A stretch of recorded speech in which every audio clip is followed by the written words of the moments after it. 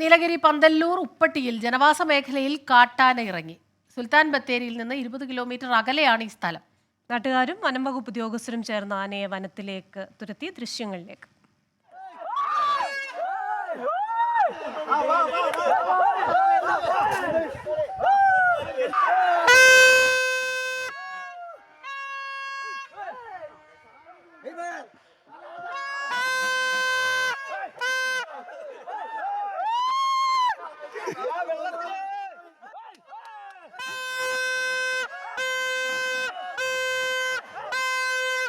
വിവരങ്ങളുമായി സുർജിത്ത് അയ്യപ്പത്താണ് വയനാട്ടിൽ നിന്ന് ചേരുന്നത്. Surjit, good morning.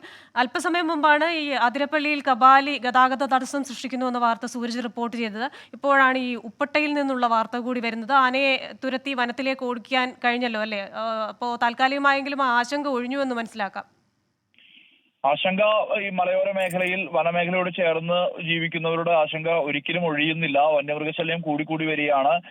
വയനാട്ടിൽ മാത്രമല്ല, വയനാടിന്റെ അതിർത്തിയോട് ചേർന്ന് കിടക്കുന്ന മറ്റ് പ്രദേശങ്ങളിൽ, നീലഗിരിയോട് ചേർന്ന് കിടക്കുന്ന തമിഴ്നാട്ടിലെ പ്രദേശങ്ങളിലും സമാനമായ സ്ഥിതി തന്നെയാണ് ഉള്ളതെന്ന് തെളിയിക്കുന്ന ദൃശ്യങ്ങളാണ് പുറത്തു വന്നിട്ടുള്ളത്. ഇത് സംഭവിച്ചിട്ടുള്ളത് സുൽത്താൻ ബത്തേരിയിൽ നിന്ന് 20 കിലോമീറ്റർ മാത്രം അകലെയുള്ള നീലഗിരി പന്തല്ലൂർ ഉപ്പട്ടി എന്ന് പറയുന്ന പ്രദേശത്താണ്. ഇവിടെയാണ് ജനവാസ മേഖലയിൽ കാട്ടാന ഇറങ്ങിയത്. ചേലക്കുന്ന് ഭാഗത്താണ് ഈ കാട്ടാന ഇറങ്ങിയത്. ഇന്ന് രാവിലെ 6:15 കൂടിയാണ് ഇത്തരത്തിലൊരു സംഭവം ഉണ്ടായത്. തുടർന്ന് വനംവകുപ്പ് ഉദ്യോഗസ്ഥരും നാട്ടുകാരും സ്ഥലത്തെത്തി. അവർ ചേർന്നാണ് ഇതിനെ വനത്തിലേക്ക് തുരത്തുന്ന അനുഭവം ഉണ്ടായിട്ടുള്ളത്. ഈ മേഖല എന്ന് പറയുന്നത് തോട്ടങ്ങളും വനവും ഉൾപ്പെടെയുള്ള മേഖലയാണ്. ജനവാസ മേഖലയാണ് താഴെ. അവിടേക്കാണ് ഈ കാട്ടാനകൾ ഇറങ്ങി വരുന്നത്. നേരത്തെയും ഇത്തരം സംഭവങ്ങൾ ഉണ്ടായിട്ടുണ്ട് എന്നുള്ളതാണ് നാട്ടുകാർ പറയുന്നത്. എന്തായാലും വലിയ ആശങ്ക ആളുകളെ സംബന്ധിച്ചുണ്ട്. സ്മിത, ക്രിസ്റ്റീന. ശരി, സുർജിത്ത് അയ്യപ്പത്താണ് വിവരങ്ങളുമായി ചേർന്നത്.